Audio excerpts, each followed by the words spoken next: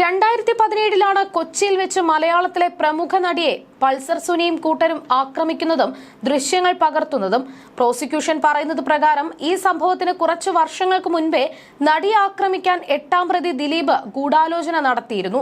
2013 നടന്ന സംഭവങ്ങളാണ് ഇതിന് പ്രധാന തെളിവായി പ്രോസിക്യൂഷൻ കാണിക്കുന്നത്.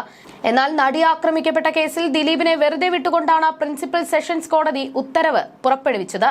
ദിലീപിനെതിരായ ഗൂഢാലോചന കുറ്റം തെളിയിക്കാൻ പ്രോസിക്യൂഷൻ പരാജയപ്പെട്ടെന്നാണ് കോടതി ചൂണ്ടിക്കാട്ടിയത്. വിധി വന്നതിന് പിന്നാലെ ആഹ്ലാദമാണ് ദിലീപ് പ്രകടിപ്പിച്ചത്. ഈ കേസിൽ തനിക്കെതിരെയാണ് യഥാർത്ഥ ഗൂഢാലോചന നടന്നത് എന്നാണ് അദ്ദേഹം പറഞ്ഞത്. You're watching me on metromatney.com. metromatney.com. Subscribe for more videos. Subscribe for more videos. Subscribe here for more videos. Subscribe now. Thank you.